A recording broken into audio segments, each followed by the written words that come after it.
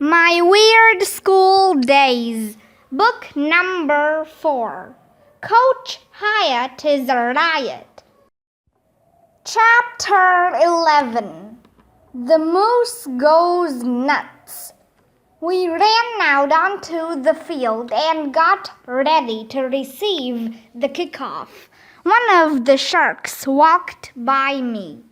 "You guys are toast," he sneered.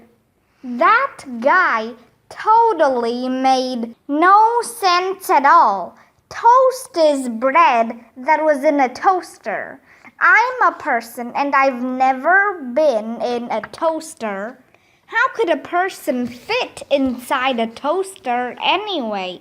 He'd have to be really small. I'd rather be one of those muffins made out of rags. We lined up and the sharks kicked off to start the second half. Andrea picked up the bouncing ball.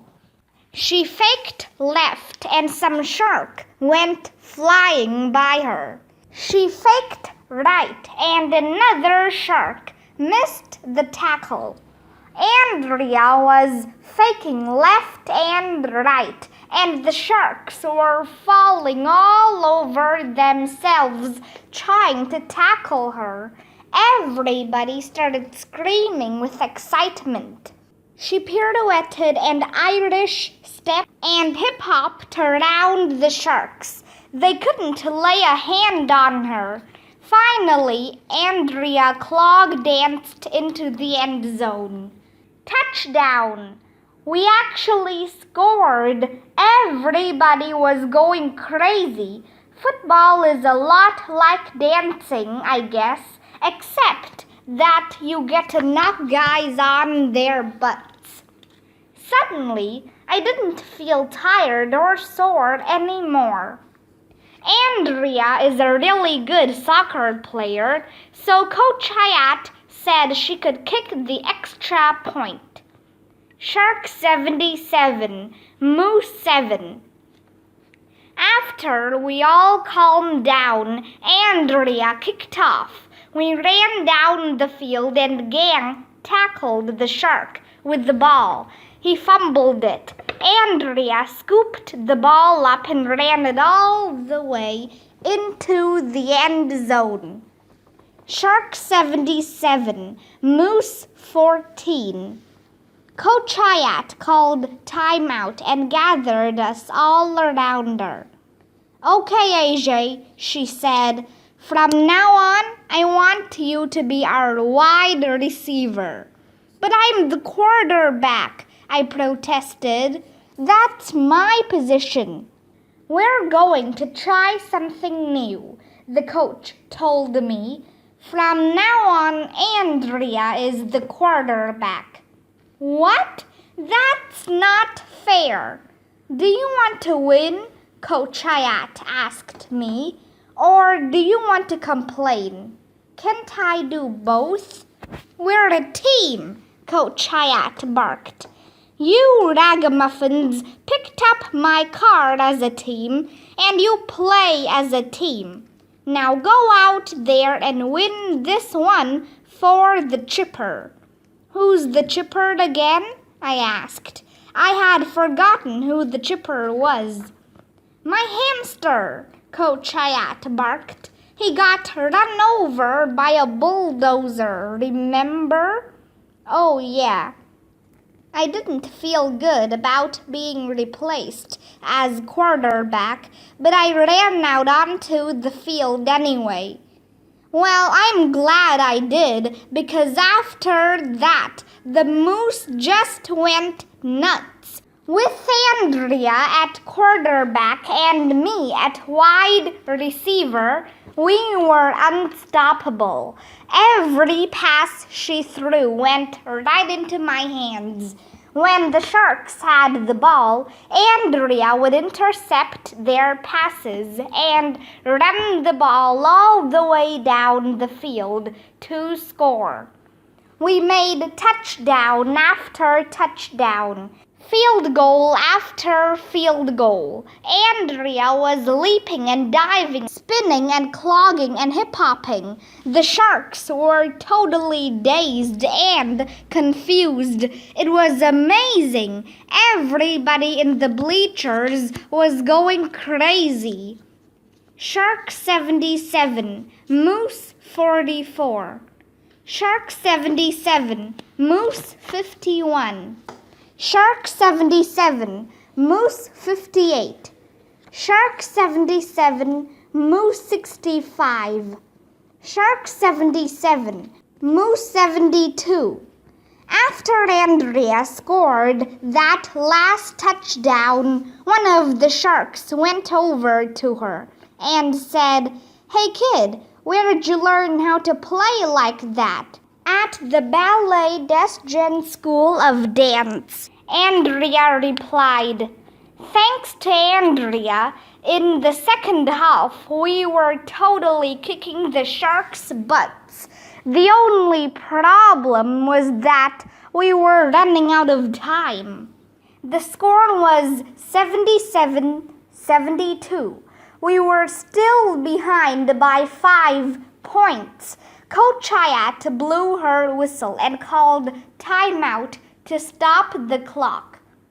I looked up at the scoreboard. There were 11 seconds left in the game. Chapter 12. The Secret Play. We all ran to the sideline and huddled around Coach Hyatt. "Take a knee, kids," she said. "Where should we take it?" I asked. "Quiet," barked Coach Hyatt. Then she started whispering. "Okay, this is it. This is time." "Time for what?" Ryan asked. "It's time for the secret play," Coach Hyatt told us. "Oh no," said Neil the nude kid. "Not the secret play. The last time we tried the secret play, we fell all over ourselves." "Yeah," I said. "I almost broke my leg." "It's going to be different this time," the coach told us. "Now we've got Andrea. You ragamuffins can do this, just like you picked up my car. Do it for the chipper." "Who's the chipper again?" I asked. "My hamster," Coach Hyatt barked. "Oh yeah." The ball was on our 20-yard line. We had to drive 80 yards in 11 seconds. It looked impossible. We got into position.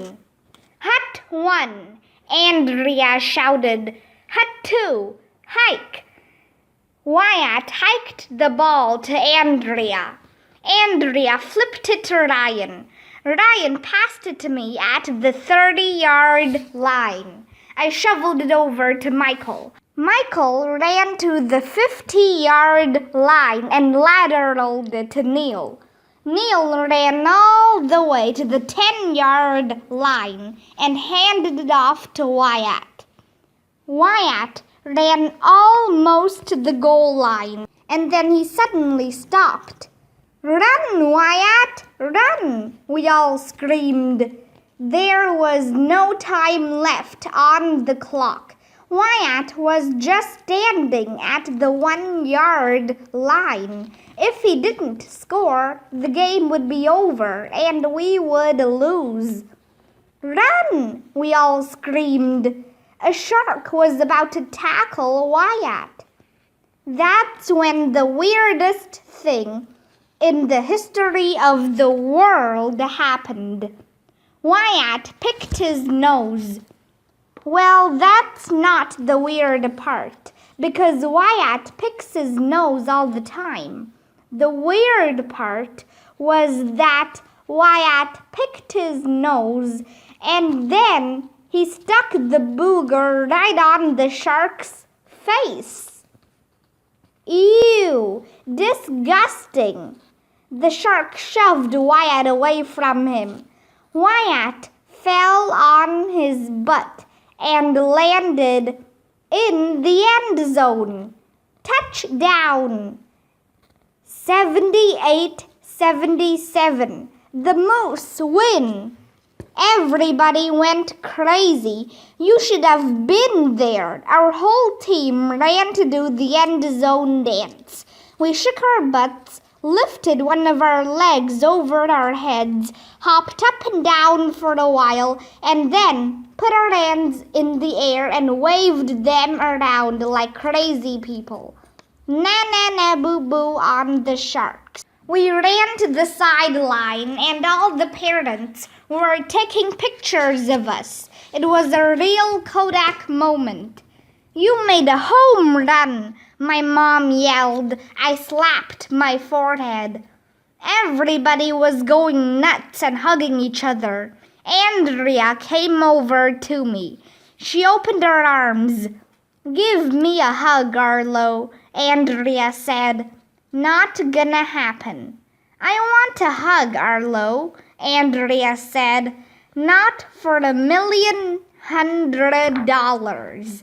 Come on, Arlo, Andrea said. I would rather eat a live bug sandwich. We went back and forth like that for a while.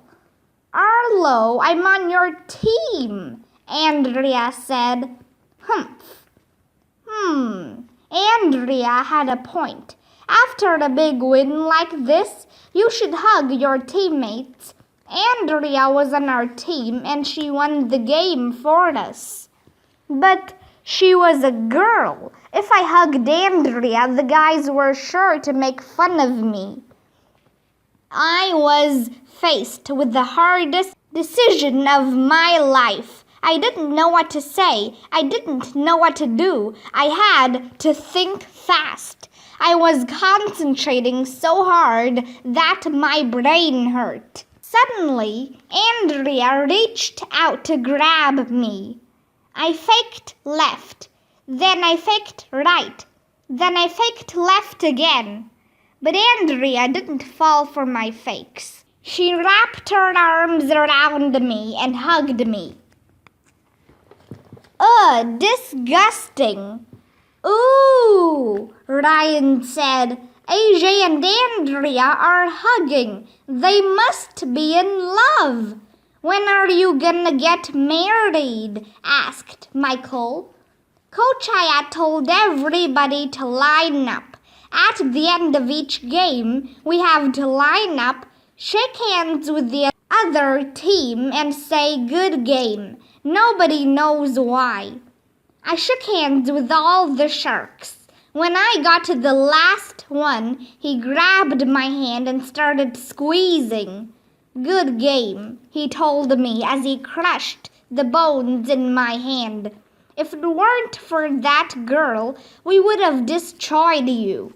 I thought I was gonna die. Chapter 13. UFM. On TV, the winning football team dumps Gatorade over the coach's head at the end of the game. Hey, I whispered to the guys, let's dump the Gatorade over Coach Hyatt's head. Great idea, AJ, Ryan said. I should get the Nobel Prize. That's a prize they give out to people who don't have bells. Coach Hyatt was facing away from us, talking to some parent. Neil unscrewed the top from the jug of Gatorade. Me and Michael and Ryan grabbed the jug. Wyatt just picked his nose. Man, this jug is heavy, Michael said, grunting. Hey, we picked up a car, didn't we? Ryan said. We lifted the giant jug and carried it over to Coach Hyatt. The parent she had been talking to was walking away. Coach Hyatt was about to blow her whistle. That's when we dumped the entire jug of Gatorade over her head. It was great. Gatorade was everywhere. Coach Hyatt was soaked. That's when the strangest thing in the history of the world happened. Coach Hyatt grabbed her throat. It looked like she was trying to say something, but she couldn't. All that came out of her mouth was a whistling noise. "She's choking," Ryan yelled. "Her whistle is caught in her throat." Coach Hyatt was gagging and looking really scared. "She can't breathe," Neil yelled. "We've got to do something," shouted Emily. "This is all your fault, Arlo," Andrea said. "It was your idea to dump the Gatorade on her head." I looked at Ryan. Ryan looked at Neil. Neil looked at Andrea. Andrea looked at Emily. Everybody was looking at everybody else. "Does anybody know the Heimlich maneuver?" one of the parents shouted. The Heimlich maneuver is this thing you do when somebody has something caught in their throat. "AJ does," Ryan yelled. "That's right," shouted Andrea. "He saved my life once." It was true. One time Andrea was choking on an apple, and I punched her in the stomach to make the apple pop out. I grabbed Coach Hyatt from behind and punched both of my fists against her stomach. The whistle shot out of her mouth. "You saved my life, AJ," said Coach Hyatt. The whistle kept flying up in the air, and you'll never believe in 1,100,000 years what it hit. Rufus the Doofus. That whistle must have had a sharp edge because it tore a hole in Rufus. Rufus started flying crazily around in the air. Rufus faked left. Rufus faked right. Then Rufus must have run out of air because he was falling out of the sky. "Run for your lives!" shouted Neil. "It's an unidentified flying moose." Everybody freaked out and went running in all different directions and crashing into each other. Rufus was heading straight for the group of cheerleaders. And then, wham! Rufus landed right on Emily. Emily was on the ground under Rufus, freaking out like always. It was hilarious. We saw it live and in person.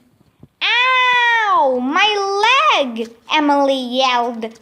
We all gathered around and picked Rufus up off Emily. It was easy because we had already picked up a Mini Cooper and a jug of Gatorade. "Are you okay, Emily?" asked Andrea.